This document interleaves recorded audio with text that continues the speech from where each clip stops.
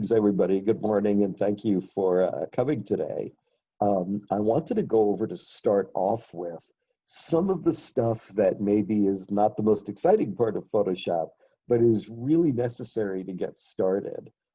Yours, of course, may look different than this.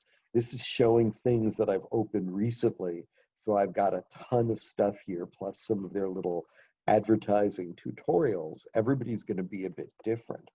Now, I'm on a PC at the moment, but whenever I give a key command, I'll try and give it in both PC and Mac versions. So whatever you're working on, you'll know what keys to hit. Now, to start off with, if you look over here, I'm going to hit Create New to start.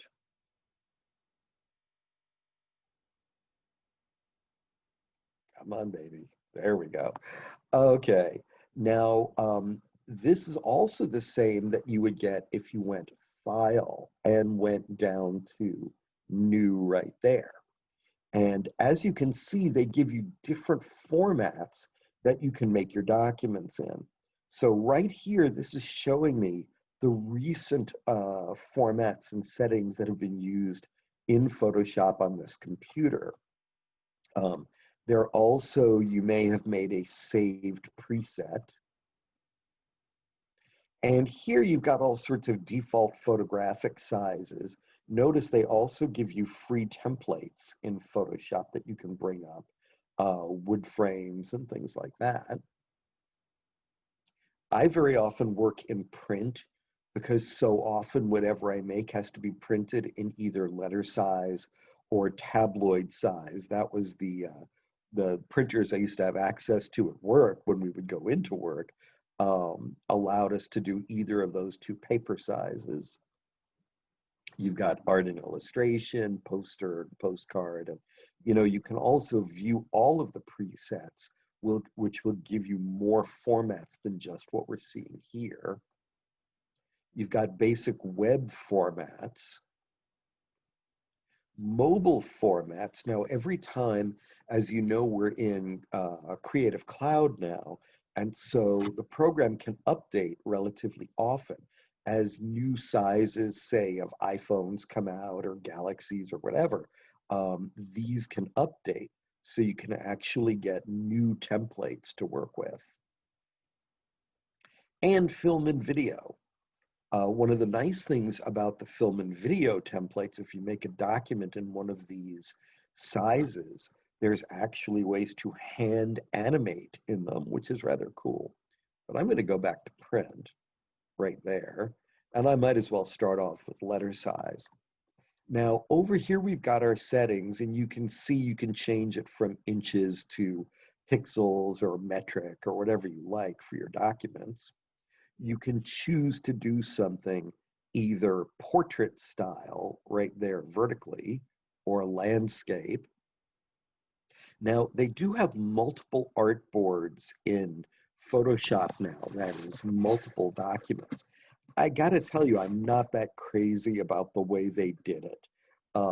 It's a little clunky, so I don't work with them too much because their way of handling the panels and working with these multiple artboards just is not very good. Illustrator, which we get to for those of you who want to attend the class, that's coming up in a few days. Illustrator, I think, did artboards much better.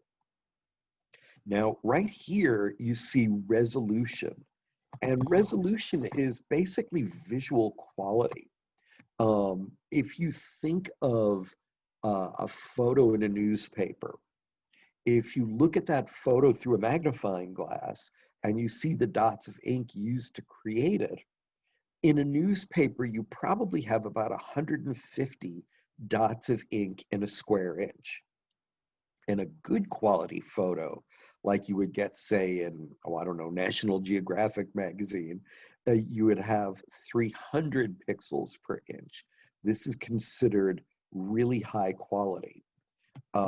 Web images and computer screen images tend to be 72 pixels per inch. That's the equivalent of dots of ink in a square inch. Now, I always, as a basic principle, I always try to work at 300 pixels an inch. The reason why is if you've ever taken a photo from the internet and tried to print it, you'll notice that the photo looks blurry and jaggy and it seems to have lost detail. It doesn't look nearly as good when you go to print as it did when you saw it on the web. And that's because it's a low quality image and print is basically a high quality medium. So the problem that we run into is you can take a high quality medium or a high quality image, excuse me, and you can make it low quality. You can't really go the other way around. If I take a high quality image like this and I convert it using Photoshop into a low quality image for the web, that's fine. If I find a picture on the internet and I blow it up, I change it from 72 to 300, it can't really add detail that isn't there. If the picture is blurry and jaggy, looks fine on the internet, but just is not that great for print, that means it's missing information and I can't add that back. So it's much easier to make something smaller later than bigger. So let's say you do a design and you have to email it to someone for approval. It's easier to make something as a large image and then make a lower quality version to attach to an email. If you make something a low quality version and someone wants to blow it up or print it to look at it more closely, it won't look good. So I always start off at the best quality I can. It is possible to go over 300 pixels an inch. Some art posters do, but for most of the work that we do, this is a good standard print quality. Now down here, we've got RGB color, and I know a lot of you already know these things, but I got to make it clear anyway, so that those of you who don't get it. RGB color, or red, green, and blue, is the closest that computers and digital formats get to sunlight. So this is essentially the color of a light medium. So anything that beams light out at you, your phone, your TV, your computer, your iPad, whatever it is always in RGB. And RGB has the widest range of colors. It looks great, the colors are rich, they're saturated. You may not be seeing every possible color you can see in the real world, but it comes pretty darn close. And if I click here, bitmap is solid black and white, grayscale is grayscale. CMYK is basically used for printing photographs. Now, it is possible, especially if you're starting off using a photograph and painting on it, for example, painting a new costume on top, you might say work in CMYK. There are a couple of problems with CMYK. For one thing, the colors look really drab. They're not attractive. In CMYK, things get kind of washed out, especially in the blue, green, and purple ranges. Red, orange, yellow is not so bad, but blue, green, purple looks kind of terrible in CMYK. You can work in it, and if you go to print, you're going to be printing in that because most printers work in CMYK. But I like to work in RGB and get the colors exactly where I want them. Keep in mind, if you're doing anything that has, say, a rich saturated emerald green or amethyst purple, various places that are doing, say, color dyes for fabrics can actually try to match that color as closely as possible. So Pantone, for example, has a lot of fabric colors now and a lot of fabric dyes, as well as printing inks, as well as wall paints. They can actually match a lot of colors from RGB and make things look better than CMYK. Also, when you work in CMYK in Photoshop, a lot of their artistic filters are grayed out. if you try to do certain effects onto an image in Photoshop and your document is a CMYK document, there are things that are grayed out. You just can't do them. So RGB gives you the most flexibility. And that's what I tend to work in. You can always convert a document later. The big danger is, say you show somebody a document in RGB with all the rich saturated colors, if they see a printout later, which is converted to this other format, this other color space, CMYK, they'll be disappointed in the way the print one looks, because the colors will all get flattened. So you have to be careful for people who don't understand what it is they're looking at. CMYK is basically the color of reflected light.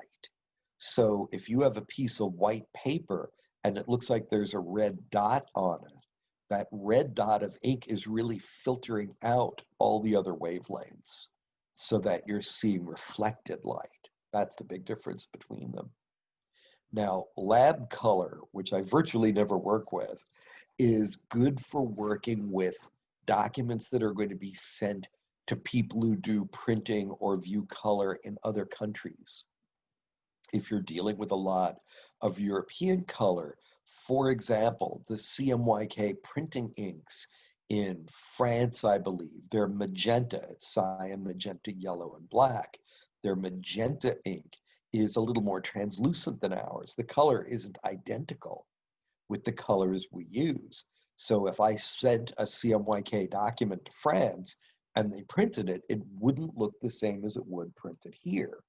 So lab color is a sort of an international format. Personally, I don't use it that much, but there are a lot of people who are really into it. Now, this is something people skip a lot, and I do mean a lot. People will make everything with a white background, and there's nothing wrong with that, but there's going to be some problems coming up that I'll show you shortly. If I click there, you could choose a black background. You could choose to use whatever your background color is set up to be in Photoshop. We'll see that in a few minutes. Or you can choose a transparent background. Now, a transparent background is very handy if you're doing something that you want to be cut out and free floating. Let's say you want to do a costume and then you want to be able to put that image onto different backgrounds or different photos of people. Having it already set up with a transparent background can help, but we'll start off with white. By the way, over here, you see it says 8 bits a channel. That's another thing people ask about a lot. What this is more or less the computer processing applied to each color channel. And I know that that sounds kind of confusing, but all that matters is if you're working in print or you're working for anything on the computer or web, just keep it at 8 bits a channel. The only time you really change this to these higher numbers is if the graphic is going to be included in, say, a high definition video. If I was going to have the graphic actually appear, say, full screen in a high def video, I might make it at 32-bit. Or regular video, I might do 16-bit. But for anything that's basically a still graphic or design, keep it at 8-bit. Now, these are two things that sometimes cause problems for people. I'm making a new document and it's set to what's called sRGB right there. And we know we're working in RGB color. sRGB is more or less small RGB. If you get a document from the internet, it's probably sRGB. If you take a photo with your phone and you're working with something, you know, a low quality quickie snapshot, its color space, its range of RGB, that is how many colors it can work with, is probably this S or small RGB. If you're opening up something that was taken by a professional photographer, chances are It might be one of these others. Now, Adobe RGB is extremely common. These are more or less, sRGB is like a small rainbow, and the other is like Adobe RGB, or like bigger rainbows with more colors in them. And the reason why that matters, if I drag in a photo into this document, a professional photo, the colors may shift because that might be a regular RGB and I'm working in small RGB and vice versa. So I wouldn't worry too much about this.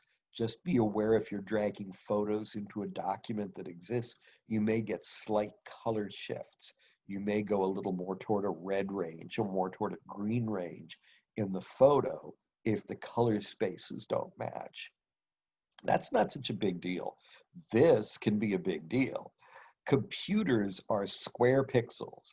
When you zoom into an image on a computer, all of the pixels, which is the equivalent of the dots of ink, are little squares. You probably see that. You zoom in on a photo and you see the little squares that make it up.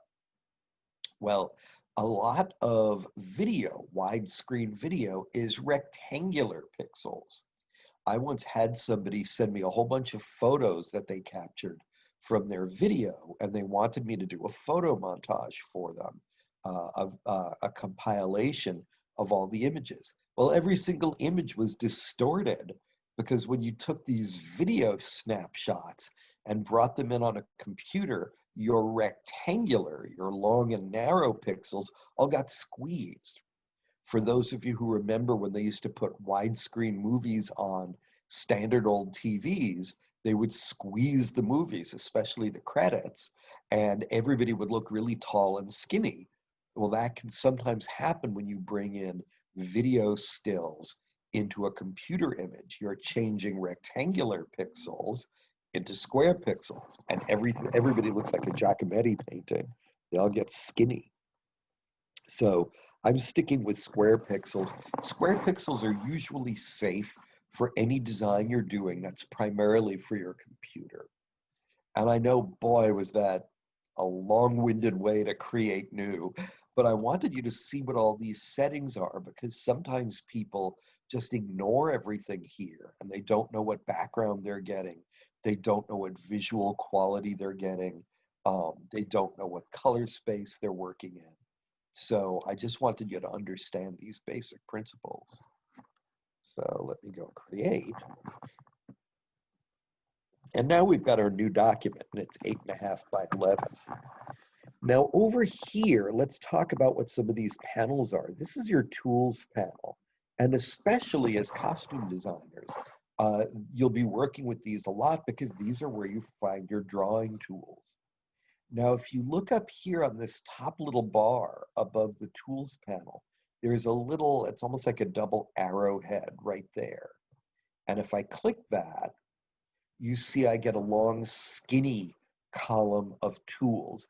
Some people prefer working that way because I'm kind of nearsighted and because I've worked with Photoshop for so long, I'm used to the double version of it. So I'm going to click that little thing again.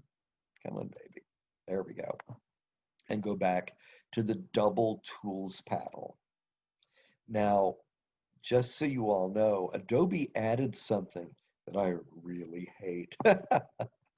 If you work on a public computer as opposed to a private one, they now have the ability for you to hide tools. If there are tools you never use that really get on your nerves, you can hide them.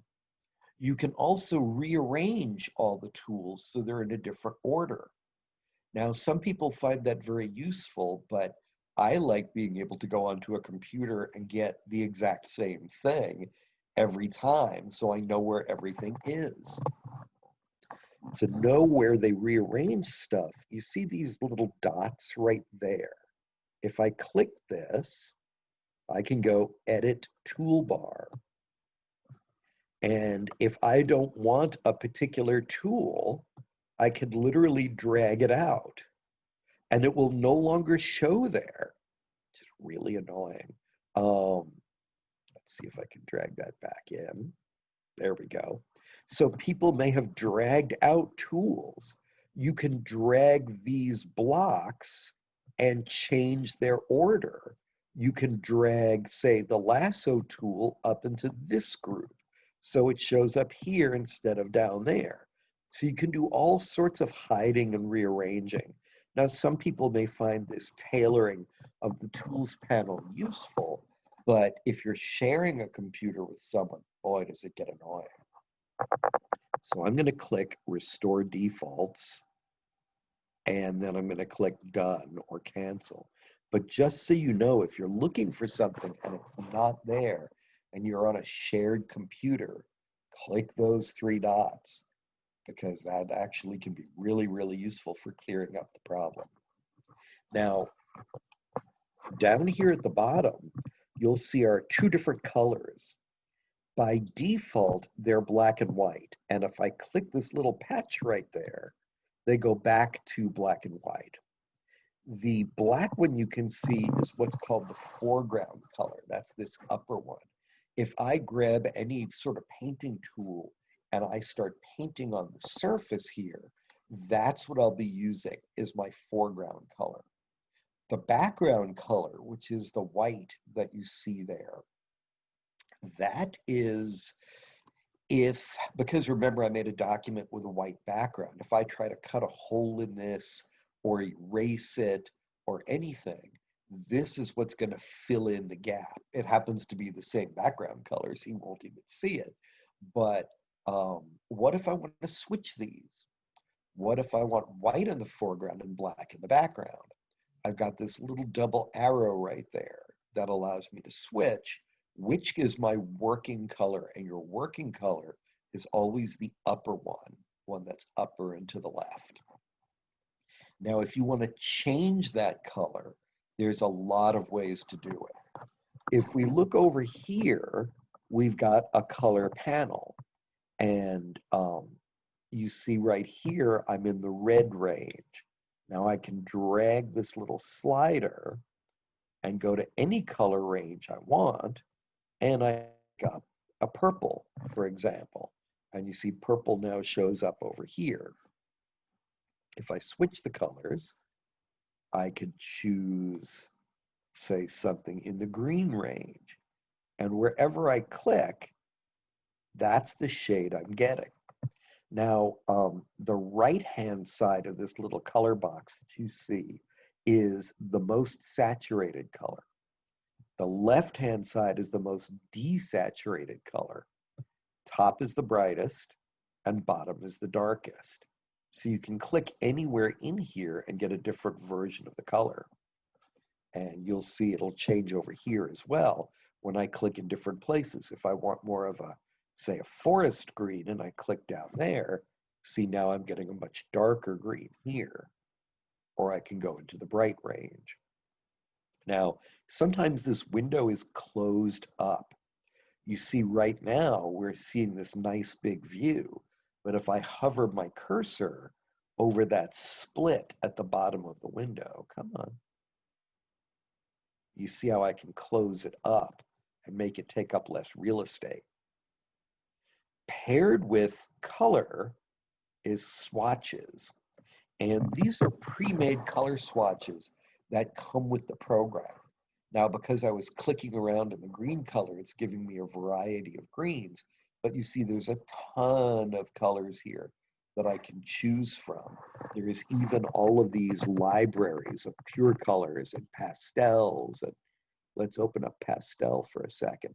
You see it's giving me a bunch of different shades that I can work with. Oops. And I can click on any of those, just like I can click on any of these greens to choose a different shade. Not sure what the difference in pale and pastel is, but okay. So we've got pre-made swatches as well. Plus any color that you make, and we'll talk about making color in a minute, you can save as a new swatch. So when I make a new color, you see this little button right there at the bottom of the swatches panel. That's this thing. It's like a little square with a plus sign. If I click that, it will add a new swatch here in the empty space at the end of my swatches. That way I can save colors. That's especially useful for anyone working in design because say you make a new color for an outfit a character is supposed to wear, you may have to reproduce that color over and over. You don't want to have to physically recreate it over and over. If you save the swatch, you'll always have the color there in this document, so you can access it. If there's a swatch you don't like, say you make 5 different versions of it and you want to get rid of some, you can click on a swatch and you can click on this little trash can, and that will get rid of colors you don't want to include in your swatches. This button, which is a little folder, allows you to create new folders and sets like you see here, and you can drag colors into it. Like you could make a character name. You could click this, and let's make a character name. Let's type in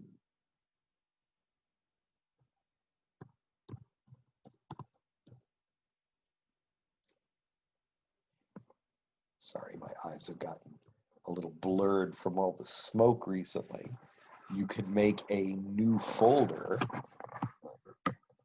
That should be capitalized, but we'll live with it for now. Click OK. And as I make new colors, let's come over here. Here's how I would make a new color. Now, you can use this little color panel. I like coming over here and clicking right on the swatch. That opens up this window, which is the way I always end up picking color. You'll notice we've got that same kind of box with the dark, the bright, the desaturated, and the saturated. And I can slide to whatever color range I want and click wherever I want for a particular shade. And notice this is giving me, this is the RGB recipe for the color. Here's the closest CMYK inks to the color. Here's that lab format, that international format I talked about. And here, this is called a hexadecimal. This is how color is made on the internet. So you could literally type in numbers. Somebody could send you your RGB numbers. You could type them in and you would get the right color. So let's say Wonder Woman has a lot of sort of a royal blue. So let's choose that blue. And I'm going to click Add to Swatches and call it whatever you like. I'll just click OK. And she also uses a red. And I'll do Add. And notice I was clicked on my Wonder Woman folder here. And you see how it's adding it into that folder. Add to Swatches. And she also uses a gold. I'm thinking more of the comic books than anything else. So Add to Swatches. And notice in this folder, I've now got 3 of her costume colors put right there. And then I can hit cancel or OK if I'm done. So by being clicked on this folder, when I went in to make my colors, I've now got 3 swatches that I could use to represent her costume for any time I had to design that outfit using that same set of colors. And you could do this with every character in a film that you were designing for. Click here to make the folder. And then as you come over here and make a new color, just add it to swatches and it'll add it right into your folder for you. Very, very handy when you're trying to keep track of a set of colors associated with a specific character. Now, one of the issues about Photoshop is there are a lot of tools that look like paintbrushes. You know, just about, I mean, let's face it, this is your paintbrush tool. Get off of there. You've got the healing brush and the spot healing brush. You've got the clone stamp. The eraser acts like a brush. The art history brush and the history brush act like a brush. The blur tool acts like a brush. A lot of tools in Photoshop use classic brush settings. So once you learn one particular brush, how to set up a particular brush, you know how to set up your other tools. So I'm going to take our regular paintbrush right here. And notice it's brush tool right there. The color replacement tool and the mixer brush tool also act like brushes. So let's take our brush tool. And when you choose any tool over here, one of the first things you want to do is look across this strip at the top. This is called your options bar. And what it is the settings for the tool that you've chosen. So think of it as like looking in your rear view mirror when you're going to go driving. You check it constantly and you do it pretty much unconsciously. I've gotten to the point where whenever I choose a tool over here, I just automatically look up there. You just have to do it because this is the settings. How do you know, for example, if your brush is going to be at 100% opacity if you don't check? This is especially true on a shared computer. So what we've got here is, see right there, it says 300. If I click this, here it's giving me a bunch of different default tools. And if I scroll down, you can see there are all sorts of pre-made ones in here. These across the top are some of your standard blurry edged round and sharp edged round. I just grab one of these, it doesn't really matter which, and I can drag this little slider and make it whatever size I want. And I can drag this, and this sets how hard the edge is. Now you can see the size of the tool by looking, or the size of the brush, by looking at the circle there. So if I want a little smaller, I can do that. Now I tend to avoid in an intro class giving a lot of key commands, but this is a really valuable key command. If you look on your keyboard, below your backspace key or your delete key, you'll see your square-sided parentheses. They're your bracket keys. They're a little bit above where your enter key would be. Your bracket keys and what are sometimes called curly braces, French braces, curly parentheses, they live together on the same keys. The right-hand bracket, the one that sort of closes off the bracketing, if I tap that, oops, I'm still clicked on here, hold on, whatever. You see, as I tap that, my brush gets bigger. If I tap the left-hand one, my brush gets smaller. See that? And I can bounce back and forth between them. This is really useful for people who paint. If you're going to be doing a lot of painted designs, being able to change the size of your brush on the fly just by hitting those two keys is really, really useful. And it's something that's worth practicing with. Now, hardness, there are ways to do it through key commands. That's a little bit more effort. So let's just stick with going up here for the moment. Now, I've got my yellow. Let's switch to the purple. If I'm painting, now you'll notice I had a very low hardness on this. If we go back to it, I'm only at about 20 there. That's what a brush will look like using a 20% hardness.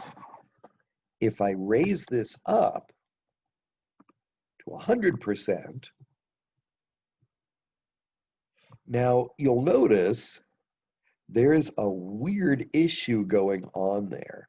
And what is that issue?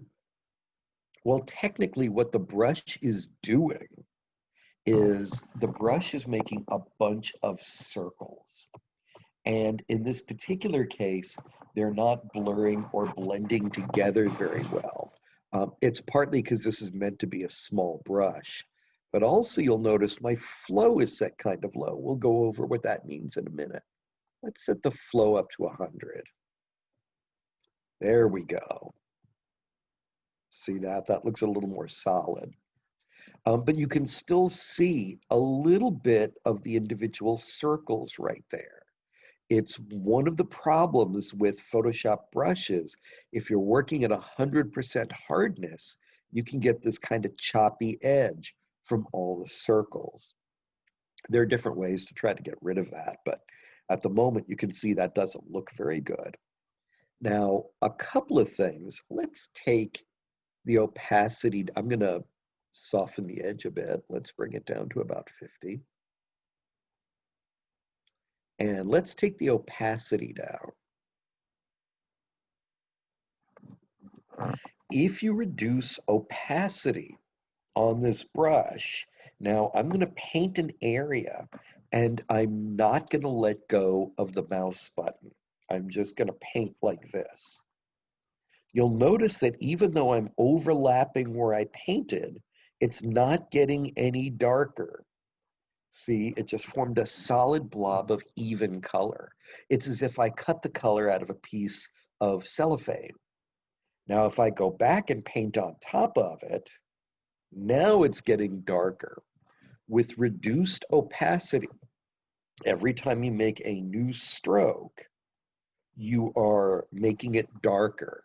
You're putting like a new sheet of cellophane or lighting gel on top of another piece.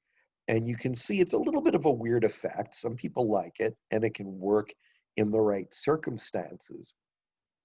I find if I'm painting shading on things, like if you're doing a fold or a crease in something, this tends to work because I can make a nice, solid, even crease. Now let's raise up our opacity and let's try taking down the flow. When you take down the flow, you see as you paint, as you overlap, and I'm not letting go of the mouse button, you see you get darker interventions, so to speak, as you overlap. So you may find that you get more of a painterly effect by reducing the flow. So if I'm doing something like this, I'll get that smoother effect. Now I'm still getting those circles. If I go up here and I take the hardness further down, there we go. See, you're not seeing the circles anymore. But you see how I get a buildup of color by overlapping, even when I'm holding the brush down. So taking down the flow will give you a more natural painterly feel than just taking down opacity. You can take down both at the same time. That's perfectly possible as well. Now you may remember I mentioned before that there was a problem with the white background. And here's what the problem is. If I go onto my Move tool, that's this tool in the upper left, and it's one of the tools that you use the most in Photoshop. You're always moving things around. If I come over and I want to grab, say, this little purple piece and move it, I can't. It's giving me this offer.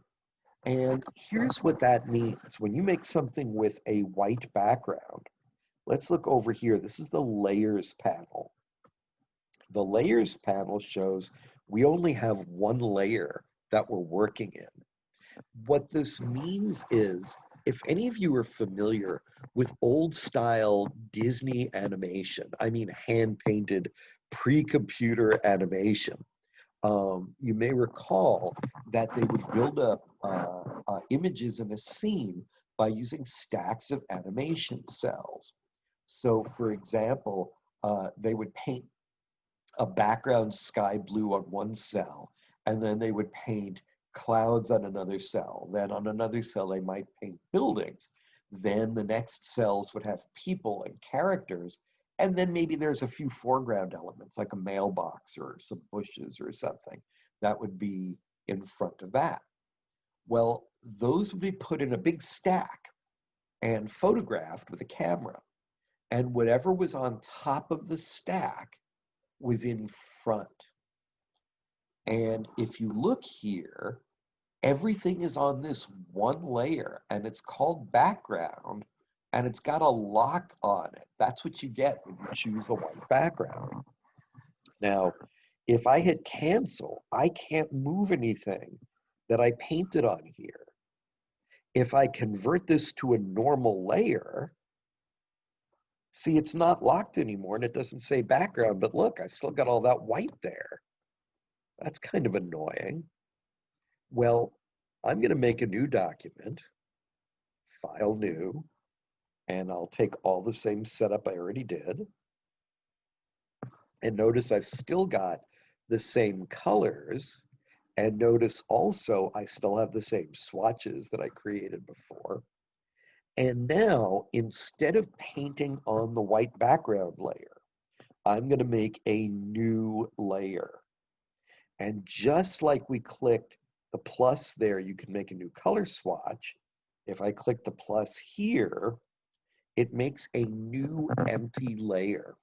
Now, if you look at this little thumbnail for the layer, you'll see that it's got like a gray checkerboard on it, a gray and white checkerboard. That's the symbol in Photoshop for transparency. That means I've got a free-floating, empty, transparent layer. If I close the eye on the white background layer by clicking on this little eye right there, I've hidden the white background layer, and now you can see the transparency. So it's as if I took the piece of paper away, and now we're looking into big empty space.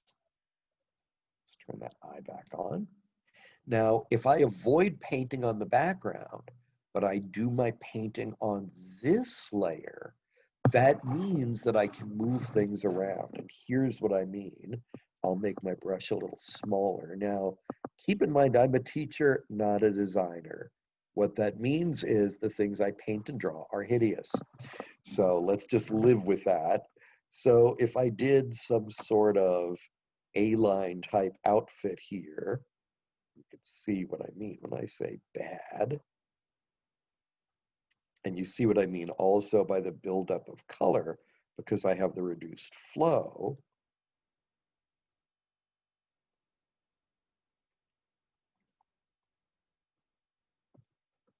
And then I wanted to do, say, a bodice. Now I'll go over doing crisp outlines on this in a few minutes. So if I have something like this that I'm just roughly sketching out, if I want to move it, I can take my move tool and I can move it with no problem. That's because it's on this free floating layer. Now, Photoshop does not, under most circumstances, make a new empty layer for you.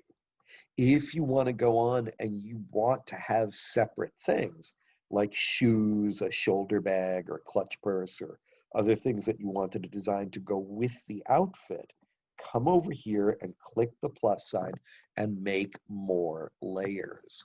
You got to do it on your own, because otherwise Photoshop will do everything you paint on the same layer. If I wanted to come on and put shadows on this outfit, sure, I could put it directly on the outfit, but what I would prefer to do is click to make a new empty layer. See right there, I've got another one. Now, I'm going to switch these colors, and what I want to do is make a darker purple. So when I click here for the yellow, I don't want to have to find that purple again. Watch what I do. I'm going to move my cursor off of this color picker, and you see the moment I do, you see how I get an eyedropper. I'm going to go over and I'm going to eyedropper right on that little purple blotch right there. So now I'm matching the purple. If I just click OK, I'll have two swatches the exact same color. Let me go over that again. I started off with yellow, and instead of moving this up and down and trying to find the right purple, see here I might get a redder purple or a bluer purple, it doesn't matter where it is.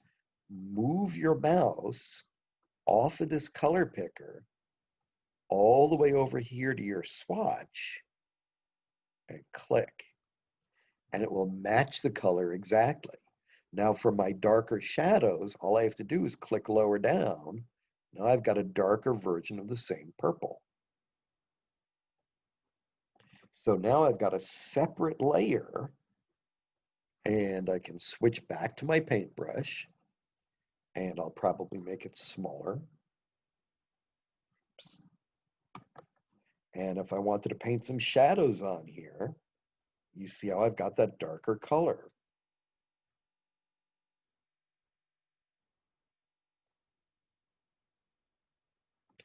Now you'll notice those are pretty blobby. And that's partly because I'm a terrible painter. But you can also sharpen up the edges of these if you want to. Now, I didn't use a sharp brush. I could have. I could have come up here and reduced the hardness. But another thing I can do is take my erase tool. Now, the erase tool is over here. It's kind of diagonally down from the paintbrush right there.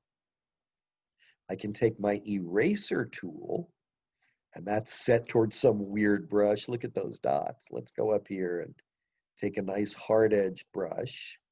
And I could use 100% hardness, or I could take it down a bit, maybe to 80 or 90%.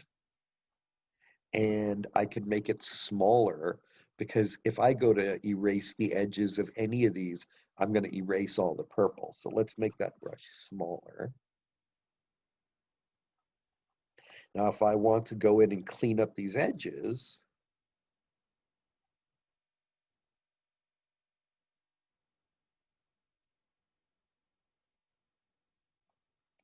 see this? See how by using a sharp edge, my hand is shaking there.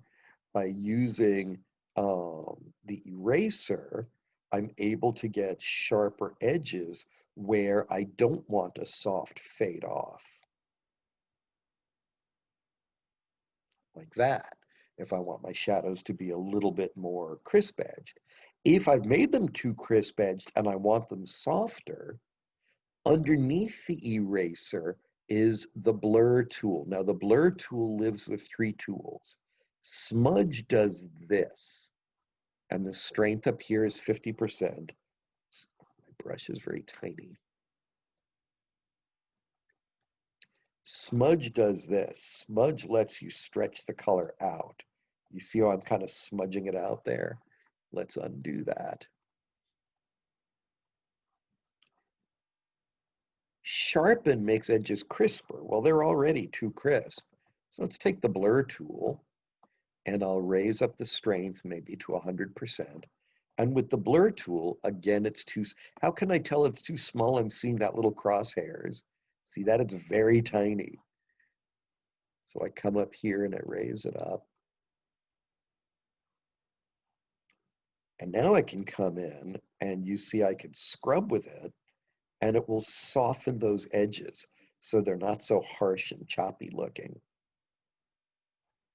Let's make it a bit bigger.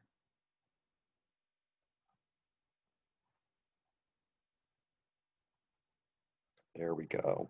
See, that's preventing the eraser from looking too crisp. Now, if I go over here on the layers, you'll notice I'm starting to build up, I've only got two, but you can build up hundreds of layers in Photoshop. There's no real limit. If I happen to be on the shadow layer, and I take my move tool and I move, whoops, hold on, sorry. Let me uncheck that. I'll show you what that does in a moment. If I happen to be on the shadow layer and I click and drag, well, I just moved my shadows off the dress. So let's go edit, undo, move. Same if I'm on the dress layer. Well, that's not very useful. I mean, there are times when you want to move one thing or the other. If you want to move multiple things at once, you can actually link layers together. Now, let's say I want to link these two so they always move together. They'll still be separate layers, so I can reshape them, I can erase the edges, I can make things crisper, I can blur them, I can do whatever I want. I need separate layers, but I want them to move together. You can select more than one layer by shift clicking. See, I'm already on one layer. If I hold down my shift key, and this is the same on both a Mac and a PC, you see how I selected two layers at once. So I clicked on one and I shift clicked on the other. And it doesn't matter which you do first. I mean, I could click on that one and then shift click on the lower one, and that's fine. If I had 3 or 4 layers in a row and I clicked the top and the bottom using shift click, it would select all of them.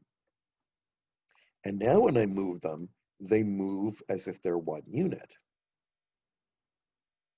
Now, it can be kind of a pain to go back and constantly shift click. If you know you always want these two to move together and you have them both selected, you see this little symbol that looks like a chain there on the layers panel. If I click that, they are now linked. So even if I only have one selected, they still move together.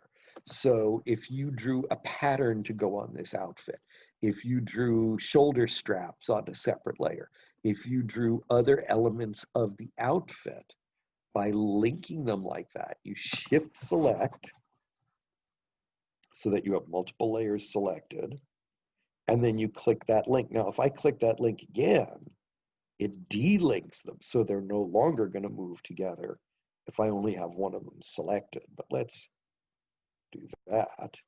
So now all of the elements that I have that are linked together will move together. You see, like that.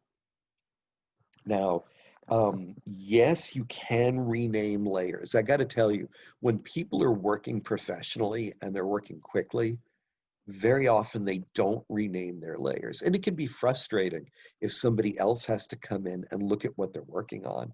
It can be frustrating for you if you've built up something with 50 layers and then you're trying to find the one layer.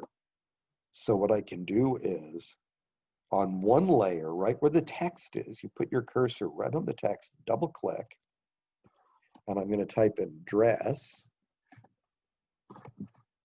And then right here, shadows. So, or highlights, or whatever you want to call it. I mean, whatever you've got going, you can actually rename your layers.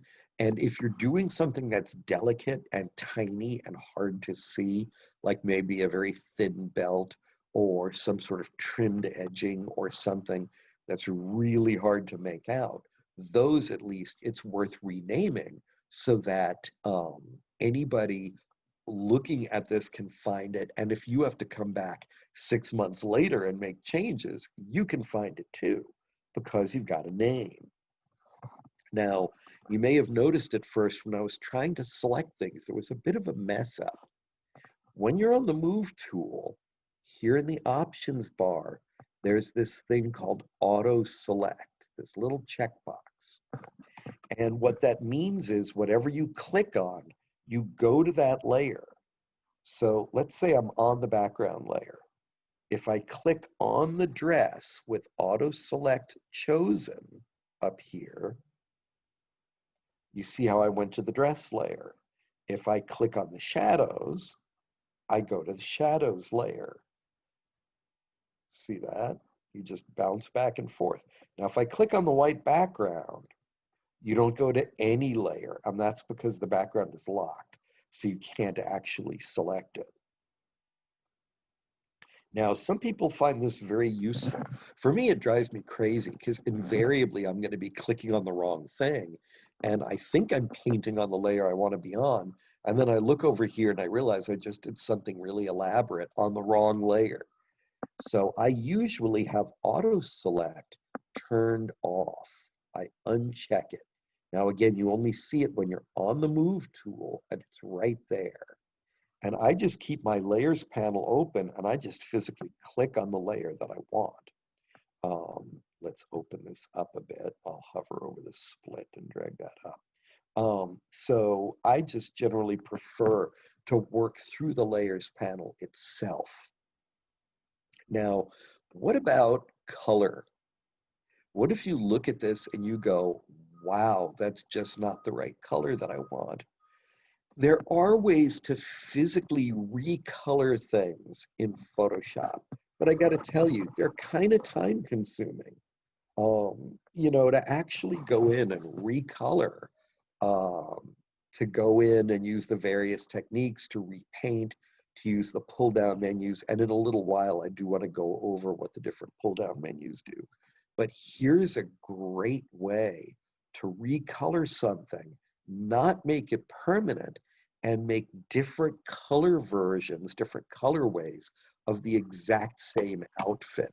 This is especially useful if you're trying to get approval of a particular outfit and you want to make sure that you have all of these different versions that can be used. So the boss has multiple choices of, what the color is going to be. Now I'm on the dress layer and I'm going to go up here to layer style. Now, first I'm going to show you something called drop shadow, and there is a reason why I'll show that first. Let's go drop shadow, right there.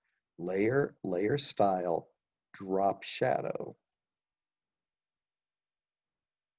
Now, that brings up this, it looks like it's confusing, but it's really not.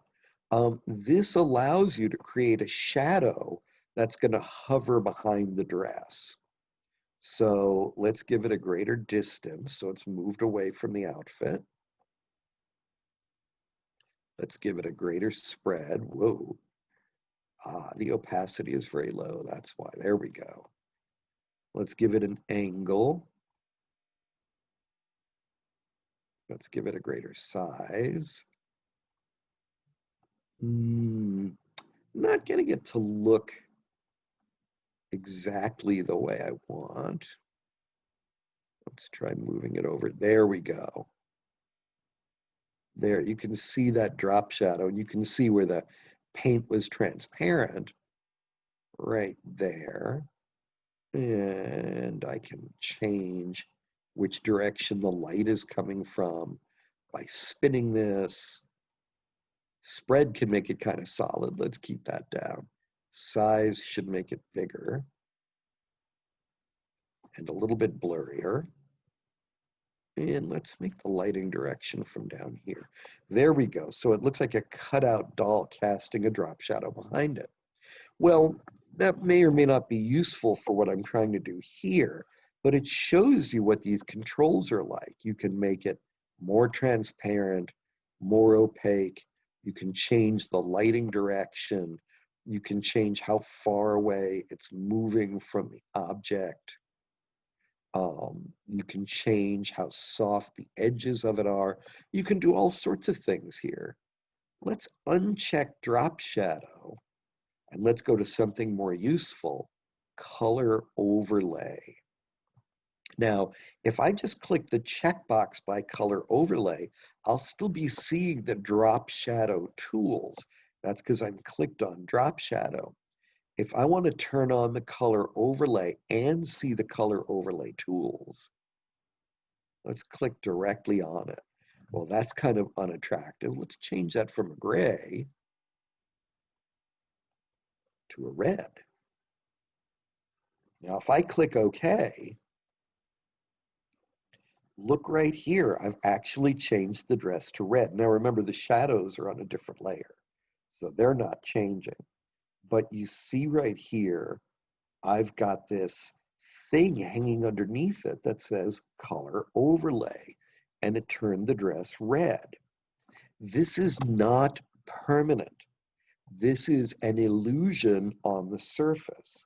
If I close the eye by color overlay, we go back to our purple. I haven't gotten rid of the original color.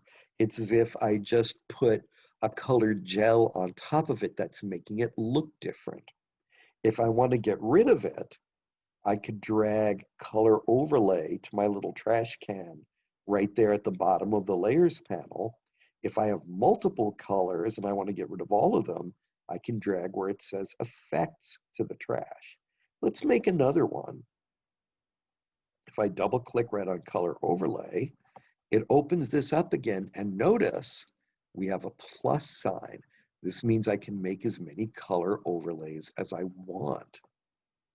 So let's click the plus sign, and you notice both of them are red. Let's take this top one and let's make it a golden yellow. More gold.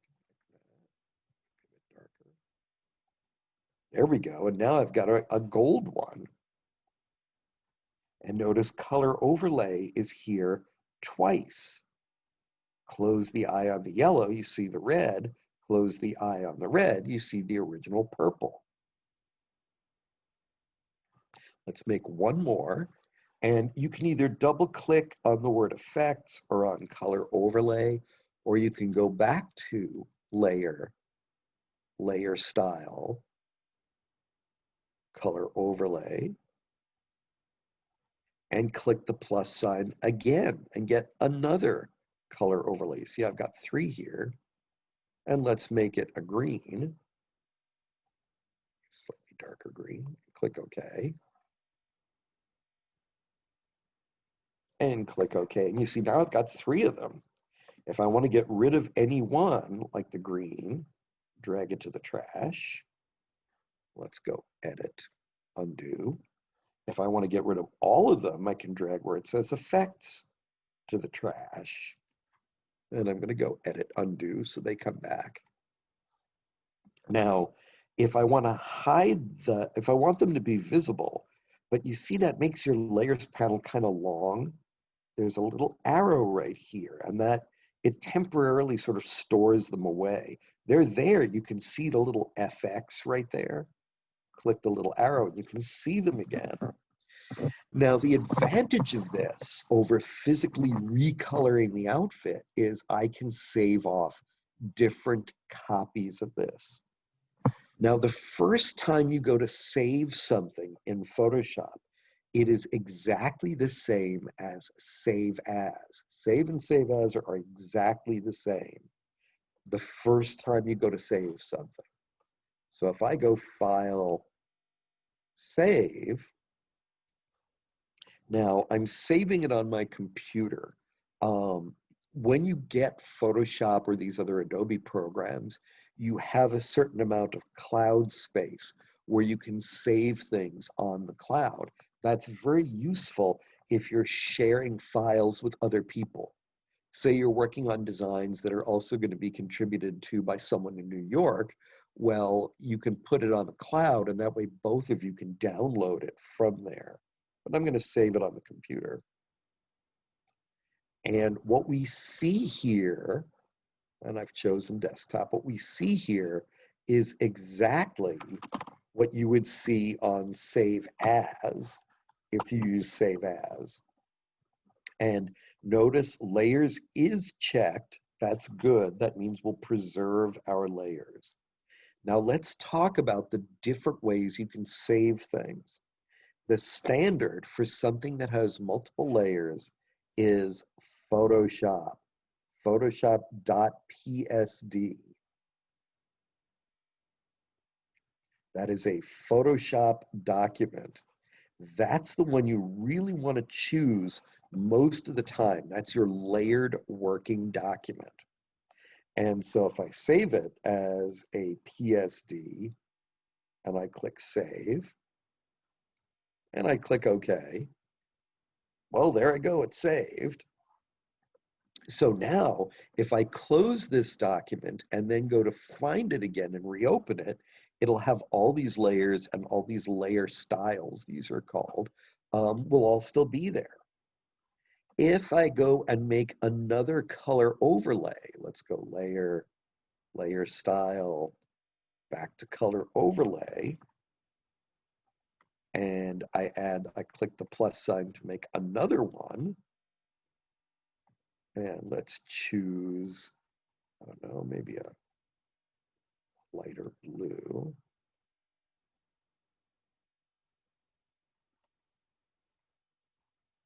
and click OK. Now I just made a change and it's not saved. It's saved up to the point where I added that blue, but now it's not saved. And you can tell it's not saved if you look up here at this tab that shows this object, dress, PSD, we're viewing it at 25%, it's RGB color, and you see right there, there's a little tiny asterisk. I don't mean the X, that X will close this document, but the little asterisk that you see right there is telling you this document has not been saved, or you've made changes since you last saved it. So if you see that little asterisk, you know that you did something since the last time you saved this. So if I go File, Save, I'm not going to see that big window anymore. This document has already been saved. All it's going to do is save the changes of this new color. And that's it. The asterisk is gone and it's been saved. Now, what if I want to show this same outfit to different employers? Or excuse me, I want to show this same outfit in different colors to the same employer. And I want them to see all those colorways that I made. What I can do is, this is where I would use Save As. So I could go File, Save As, and again on my computer. And in this case, let's call it Dress Blue. And if all I'm doing is saving something that I can email to the person, I don't need a layered Photoshop document. For one thing, if they don't have Photoshop, they won't be able to open this. But what I can do is save a JPEG, a nice, simple web format. Now, a JPEG is always flattened. You cannot open a JPEG and see all these layers here in the Layers panel. But we have the dress already saved with its layers. This will just save a blue version. And you save the quality. You know, you choose what quality you want. And then let's turn off the blue color. And then I can go File, Save As. And let's call it green. And I change it from Photoshop PSD to JPEG. And I click Save. And now I've saved the green one. If I turn off the eye on the green one, now if I go Save As again, along with doing a JPEG, I can also do a PNG. Now, a PNG is slightly better quality than a JPEG. With a PNG, you can also, with a PNG, you can also have transparency around an object too. So let's do this. Hold on. I'm going to hit cancel for a second. Let's turn off that white background on this. There we go. I can go File, Save As, save on your computer. We'll call it Dress Yellow. And we will choose, instead of a JPEG, we'll choose a PNG. And I'll click Save. And yeah, whatever. It's okay if it's large file size. So now what I've done is I've saved off separate documents showing all of these different colors of this outfit.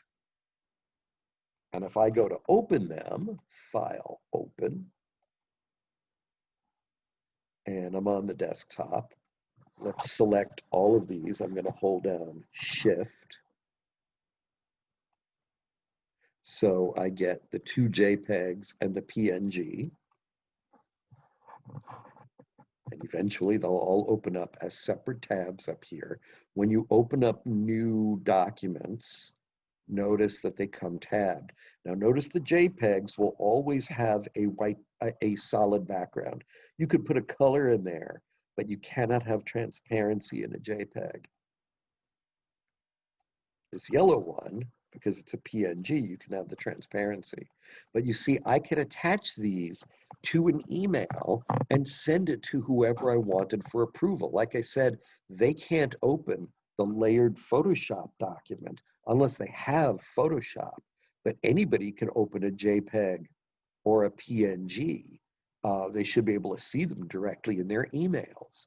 So they can open these up, take a look at them and say, yeah, I think I like that blue color the best. So you can get approval. And it's all been built in this one area right here. Now you'll notice there's something a little strange. Come on, I'm trying to turn the eyes back on here. You'll notice that the shadows are still reflecting the purple dress color. And you might think, well, I could just drag these colors to the shadows and give them that same color so that they'll match the color of the outfit. Well, here's the problem. If I go to drag these effects to the other layer, notice they're not on the dress layer anymore. I just stole them from the dress layer. So let's go edit, undo. There is a basic principle in Adobe products, all of their graphics products, that you can actually drag things here on the paper and also here on the layers panel and duplicate them. So you're not stealing them from one layer to another like that. You can actually duplicate them, and you do it on a Mac by holding down your Option key when you drag. You do it on a PC by holding down the Alt key. Now within the document,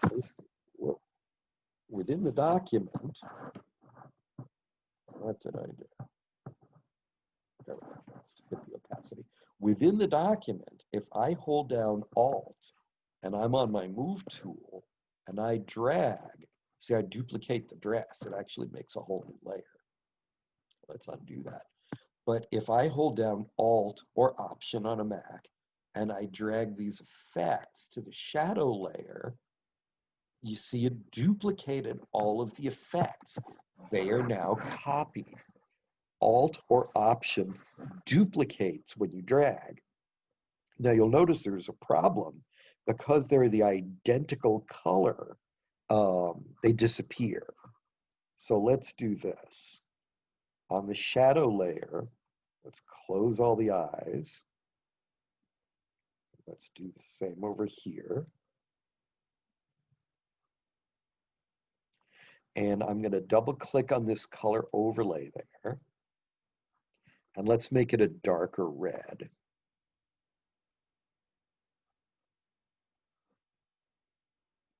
So now I've got red shadows on the red dress.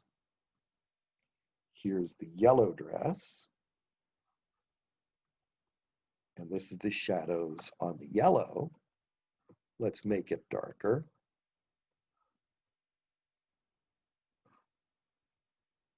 And we go up to the green.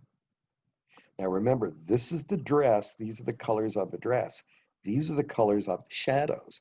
And all I'm doing is reopening the color on the shadow layer and darkening it a bit so you see them as shadows. Otherwise, they're the exact same color. And finally, on the blue, opening up the color overlay blue on the shadow layer.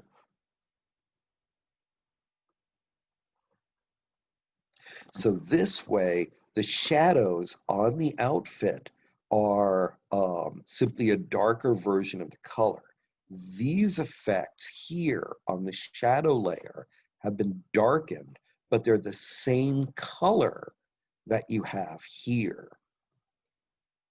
on the actual dress. So I'm just closing those up now temporarily.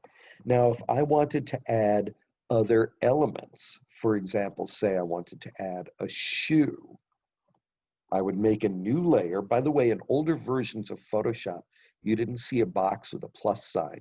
You saw what looked like a folded piece of paper. It was supposed to be a piece of carbon paper. However, um, yeah, enough people don't know what carbon paper is that they changed the icon.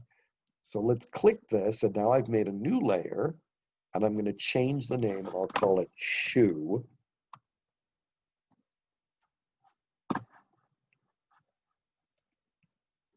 And I can come over here and let's use the lighter purple just to be consistent, even though it's going to look a little silly.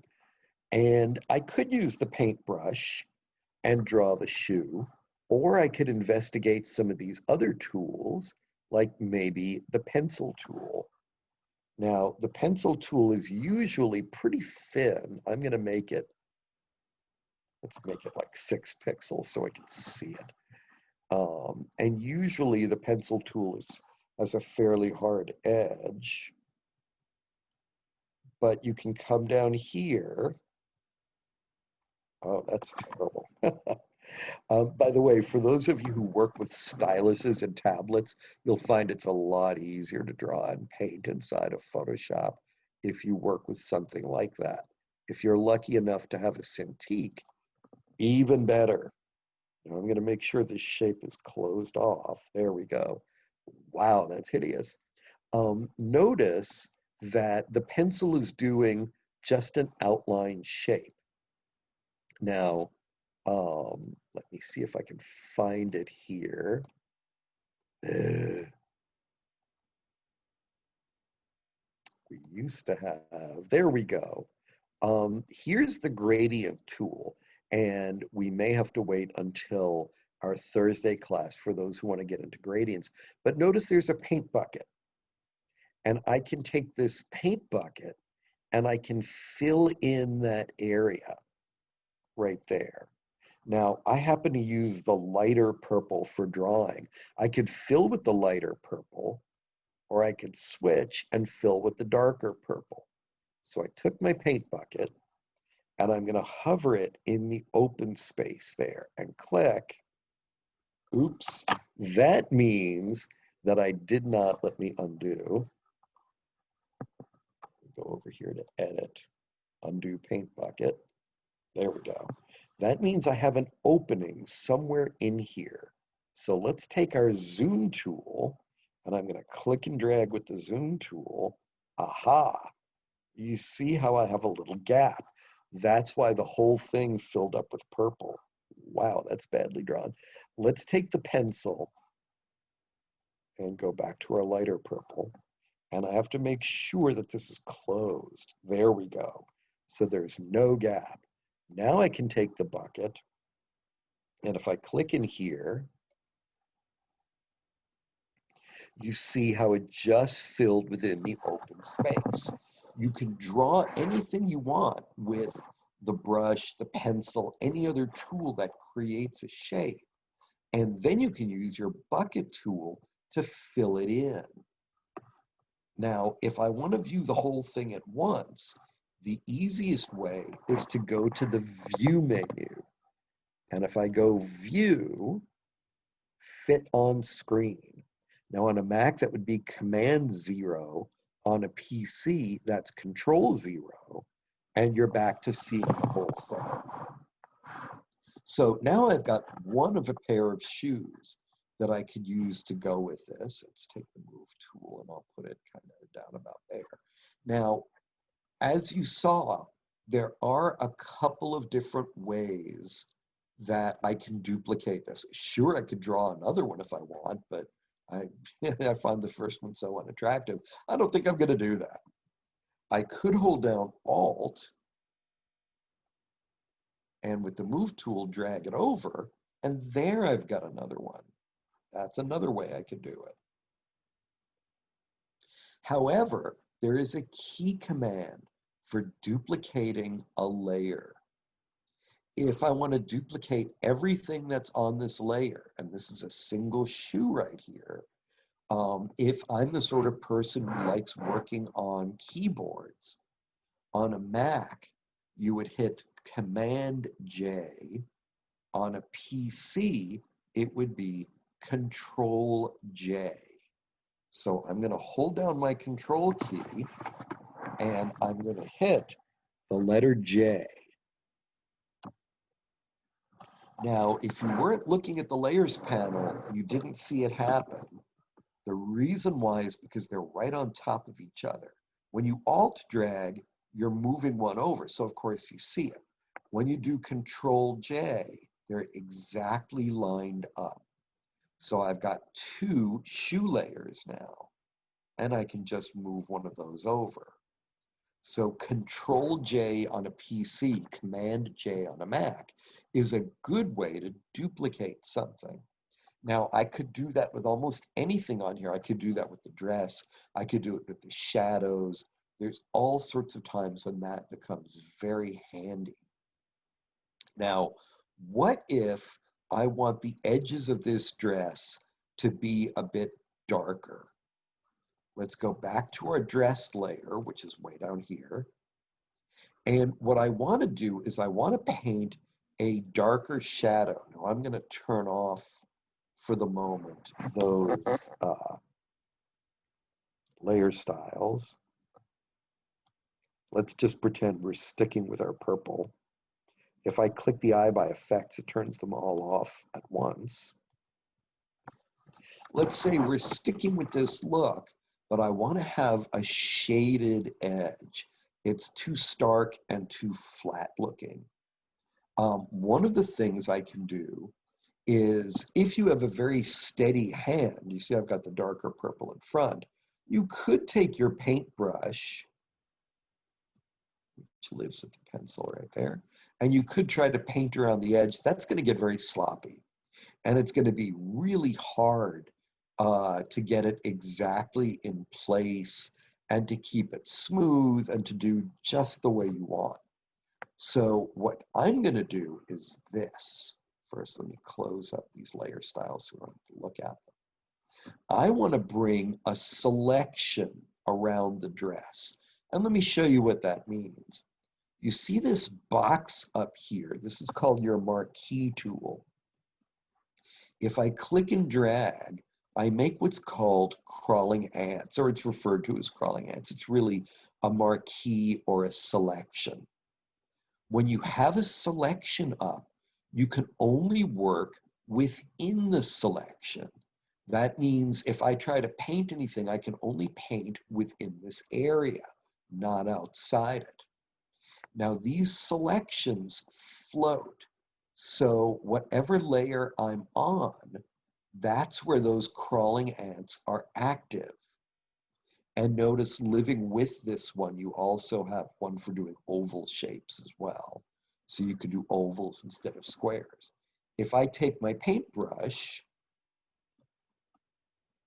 notice it only worked within the selection. Let's undo that. And I'm going to deselect to get rid of those crawling ants. That way they're not there anymore. Sometimes, now this is a real danger that people sometimes run into in Photoshop. Without realizing it, they've done a very tiny little selection. I made it even bigger than normal. Sometimes by accident, you just have a tiny selection.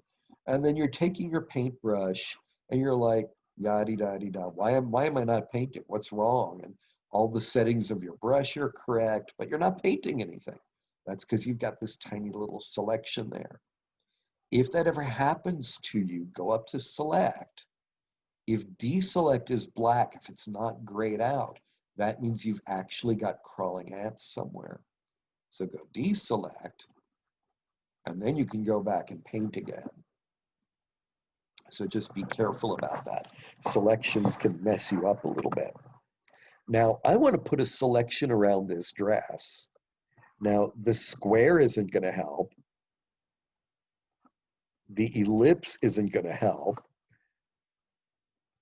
There is a lasso tool here. Now, the lasso tool sort of could help if you're really good, but you could see, especially using a mouse, I'm not that perfect at it. That's not very good.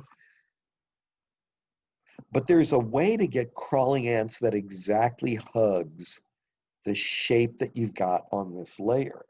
This is an old Photoshop trick. If you have a shape on a layer, hold down on your Mac, you would hold down your Command key. On a PC, you would hold down your Control key, and you click right on, you see this little thumbnail there, this little picture on the layer? I'm going to Control click on that, and look what it did. It put crawling ants that exactly hug around the edge of the shape. You see that? I've got crawling ants exactly around the shape. Let me redo that. I'm going to deselect. So I'm on any tool, really. I'm on my move tool as it happens. Hold down your Control key on a PC, your Command key on a Mac, and click on the thumbnail of what you want to surround. And it puts crawling ants that hug that edge right there.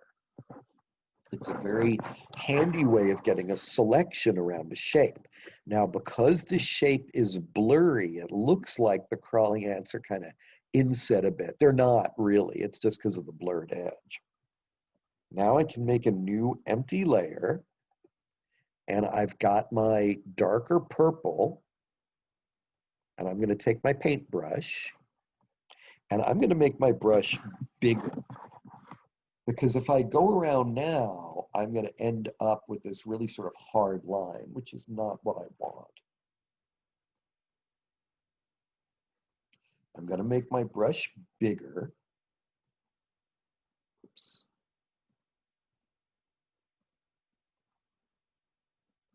I'm just going to use my bracket keys so I can eyeball it. There, like that. And I'm going to make this purple even darker. And if I put my tool right here near the edge, I am not seeing it. Let's move it in a bit. There we go.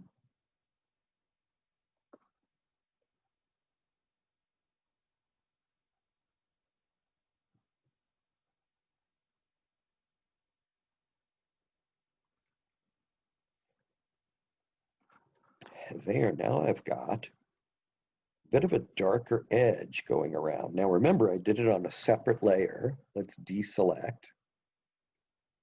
And you see now I've got this darker edge going around. If I hadn't had the crawling ants there, I would have been doing that.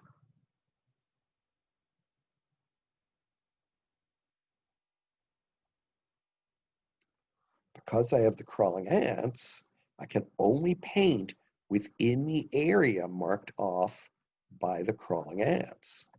Let's darken that right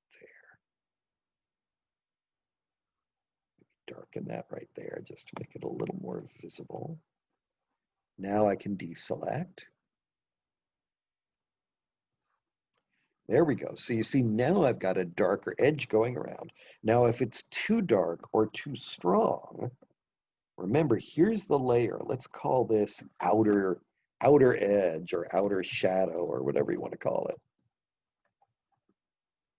If it's too strong and it's kind of strident around there because I overdid it, not only do you have the opacity of the brush you're working with, you also have the opacity of the layer you're working on.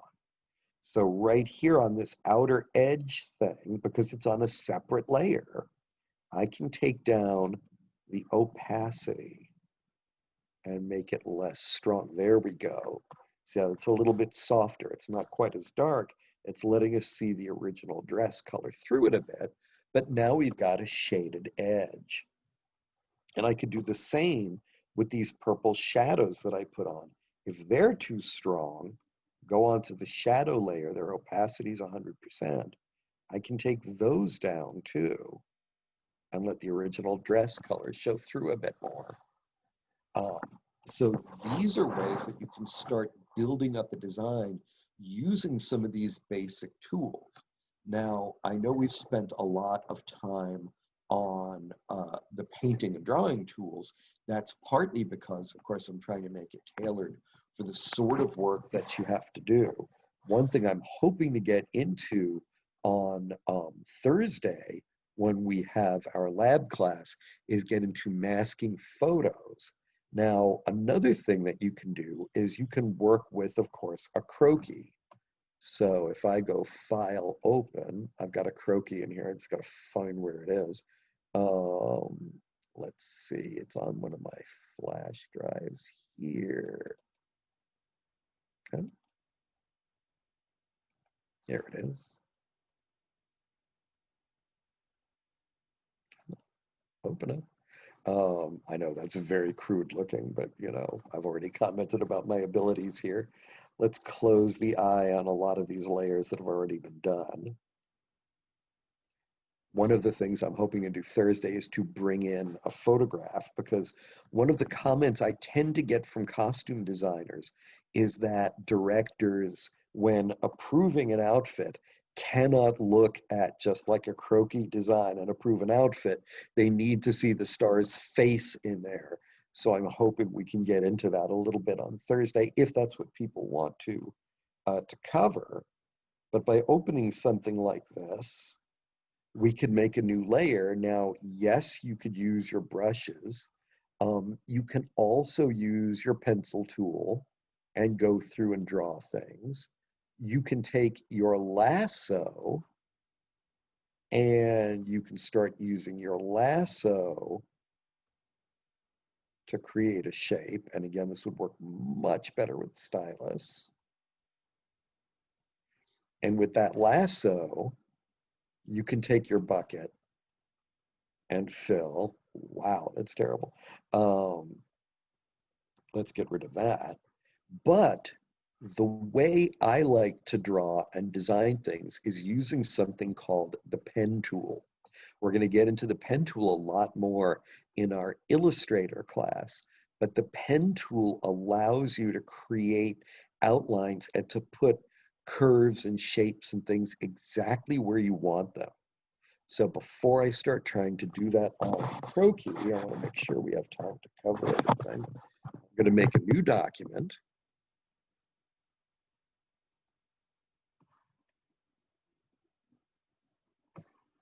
And here is the pen tool right there.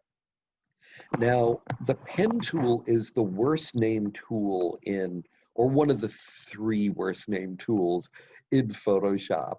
And the reason why is when people hear pen tool, they think calligraphy tool. And they think of drawing with the calligraphy pen. That is not what the pen tool does. The pen tool is more of a fence post tool. And let me show you what I mean. If I want to, I can actually draw solid shapes with the pen tool. Now, I'm on the pen tool, and up here I can choose path, which is an empty space, or shape, which is a colored space. So let's give it, say, a yellow fill and a red stroke. And let's make the red stroke a little thicker. That's too thick. That should work, I guess. All right, so I've got my colors chosen. And if I click, I just put down my first fence post. And then I can reposition. I let go of the mouse button and I reposition. And I just put down my second fence post. And I click and I reposition. I've let go of the mouse button. I reposition. And I click. And notice I've got that red stroke going around the edge. We've got a red stroke. That's how thick it is. It's not on this side. What I need to do is put my pen tool right on top of that very first point. And when I do, you can see a little circle goes right there below the pen tool. That means I'm about to close this off. There I go. So now I drew a shape. Now we can go over some of this on Thursday and see how you can make rectangular shapes and angular shapes and curved shapes as well. Excuse me, on Thursday we'll go over this and talk about how you can develop elaborate shapes using the pen tool. Now, the thing is, with this shape selected as it is, I can change the color.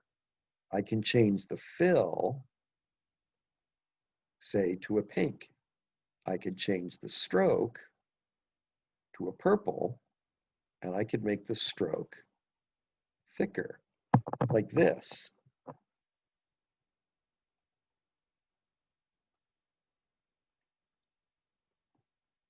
So you could make any shape simply by clicking and letting go, move to a new place, click and let go, click and let go, and then click to close it off. And notice each time I did the shape using the pen tool, it automatically made a layer for me. This is one of those rare exceptions when Photoshop will actually make a new layer when you make a new shape. The reason why the pen tool is so important for working in things like costume design is you can get very clean, sharp, defined edges. Now, for people who prefer to work in a softer painterly look, that's fine. That's what the paintbrush is for. But for people who want to work in something very crisp and defined, then the pen tool is really your best friend. Now, what I'm going to do is take this down to a thinner shape, and notice it only affected the one I was selected on there. And let's choose a different color.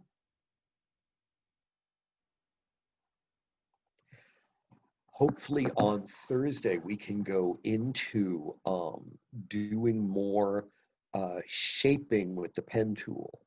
Just to give you an idea of what that's like, I can click and drag to make curves, click.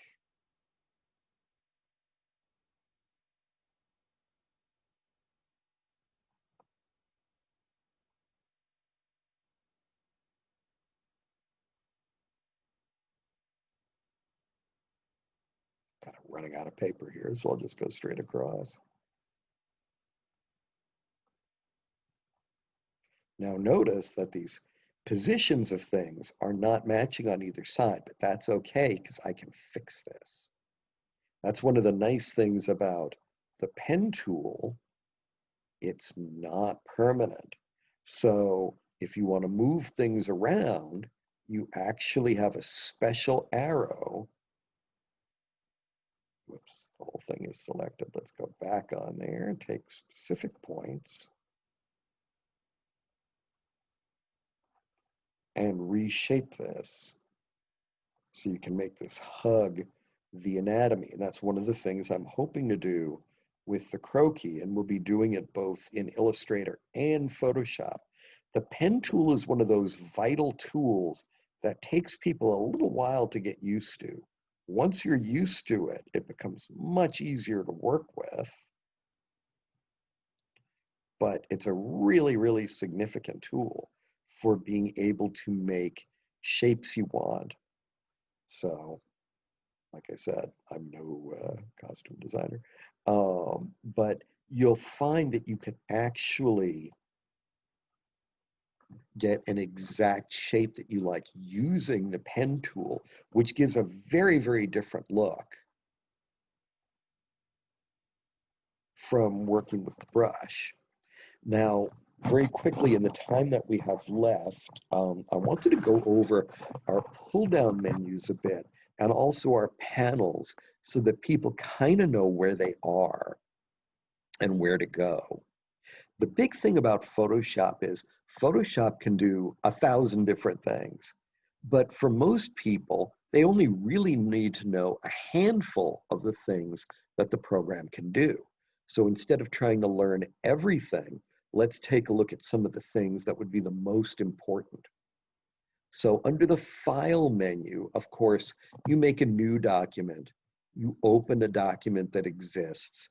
You can close a single document or you can close all at once, and you've got the Save and Save As. Now, there's some more elaborate stuff that you can find here. For example, Adobe has files of stock images. You generally have to pay for those, but those can be really useful. Automate down here can also be useful for, say, turning a bunch of your images into JPEGs for the web and things like that. But it's mainly up here. New, open, save, save as. That's really where you're going into up there. The edit menu, the most important thing, of course, is your undos. Undoing and redoing. Those things happen all the time. You're always undoing and redoing. You also have here, which is very useful, transforming things. So let's say with this outfit, I want to make this entire outfit bigger. I want to be on, now remember, I have my shadows and my dress are linked. However, the outer edge is not linked. So, whoops. I'm clicked on the dress, and I'm going to shift click here on shadows. So shadows, outer edge, and dress are all selected. Notice outer edge does not have that link. So let's click the link button. Good. Now all three layers are connected. The shoes are not.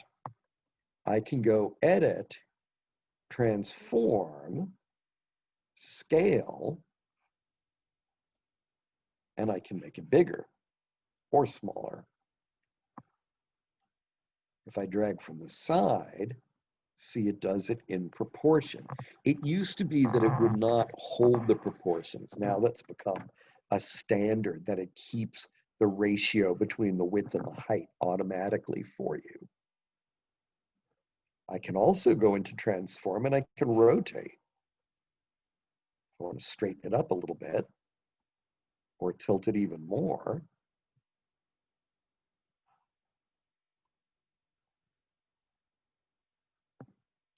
I can skew it, which is not something you'd really do with an outfit like this.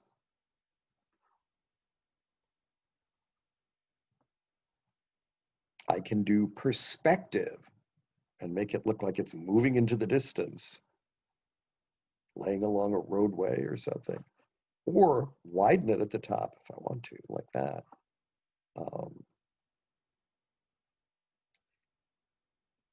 Now, perspective does this. See that? Distort allows you to take any corner and move it individually. Like that. It almost looks like it's on the side of a box now. Now, if you want to accept these transformations and make this something permanent, you would click the check mark up here or hit the enter key on your keyboard. If you don't want to keep these, click the circle with the slash or hit your escape key and you go back to the way you were. So edit has our undos. It's also got our transforms, which are very useful. Image here is what gives us the RGB color. So here's where if I wanted to do a CMYK version, I could make a separate copy of this document and change it. Now, you don't want to change your master to CMYK. Here's what will happen when you do. Don't flatten. Yeah, okay. Look what happened to that color. Oh, is that hideous? It looks like a very cloudy day. It actually looks like the smoke outside. Now, if I went to image mode and I changed it back to RGB, I would not get my color back because it's already been lost. To get the color back, you have to undo. I'm going to undo again to get it back. There we go.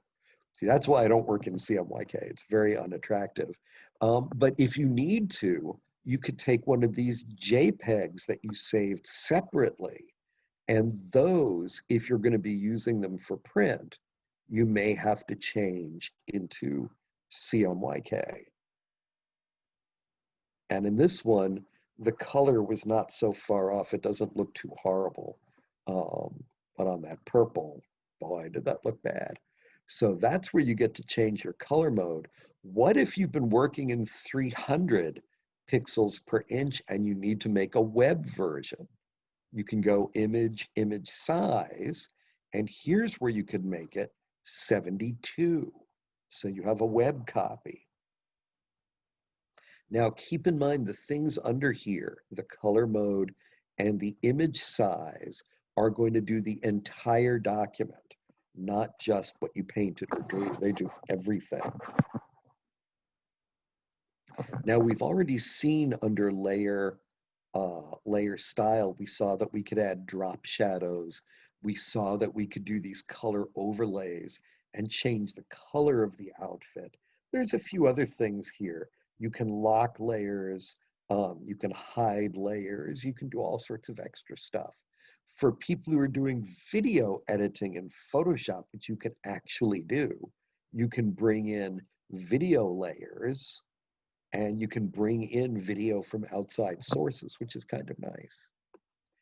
Type, of course, is type. That's for working with fonts and things. We haven't gotten into that today. Selecting, you can select all, or remember we saw deselecting for when you have the crawling ants up. Filters are very cool. There's a lot of, I have to be on a single layer for this to work. There is a lot of fun little filters that we can go over on Thursday that allow you to give the effect that something is a pen and ink drawing or a watercolor, or get it sharpened or get it blurred, speckle it. We can add noise to things and do all sorts of effects. There's some very cool stuff here. There's also ways to correct for lens problems. 3D is basically more or less, you can create some 3D shapes within Photoshop. It comes with some default shapes, but you can also bring in a 3D object to put against a background you create in Photoshop. The view menu, of course, you can zoom in, you can zoom out, you can fit on screen. You notice we have rulers showing. Excuse me, rulers are very useful because if you want to line things up, you can take your move tool and you can drag over guides from your top and bottom rulers. So if you want things to fall in a certain place on the page, you can actually drag over these guides. Now these guides don't print. So they're very, very useful to help line things up exactly where you want them without having any sort of printing artifacts. And under view, I can go clear guides. I can hide them if I want, but I can also go clear guides, go view, show, right there, uncheck guides. They're hidden. View, show. Recheck guides, they show. You want to really get rid of them, go clear guides, and they're gone. That's very useful if you're trying to lay out your page with every sort of thing that you're going to have on it the exact distance apart, or to give little areas to put in different colors or different designs. You can actually make your entire page into, excuse me, you can make your entire page into a sort of grid pattern for whatever it is you're trying to do. And you can measure it against the ruler up above and make sure everyone is the exact same width. Now, all of these panels that we see that are open here, everything is here under window. So if you've ever lost anything, this is where you come to get it. The options bar up here and the tools panel are so important. They're in their own isolated little area. But you can see here we've got brushes, and we can get more into the brush tool on Thursday. You can see that we've got the paragraph tools, for example. We can actually make patterns and pattern swatches inside of Photoshop. And down here, you see all of the tabs that I have open up here. So if I go into patterns, for example, if I open these up, notice I've got these different patterns that I can use to fill shapes with. There's all sorts of wonderful things that are built into Photoshop if you poke around a bit. Um, Also under window, let's say I change things. For example, you see this library window? That's the library of stuff that's been saved on the cloud. Hardly ever use that. I do use adjustments. I do use channels and paths. I do use these. That's really the only one I need to get rid of. If I want to bring it back, I'm on this Essentials workspace. I can go Reset Essentials, and it puts us back. Yuck. I hate having libraries over there. Let's get rid of that. There you go. So you can actually move things around, change them, get rid of them. You can drag things, and you can actually save the arrangement. New workspace right there. Give it a name, click save, and it will show up on this list. You'll actually have your own special workspace with all of the windows and the panels exactly where you want them. Now, we're just about at the end. I wanted to double check and see if anybody had any questions about what we've covered so far.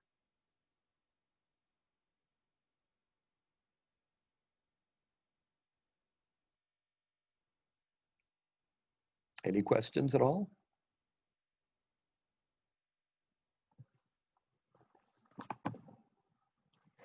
Nope. Let's see. Anybody at all have anything they want to ask? Okay.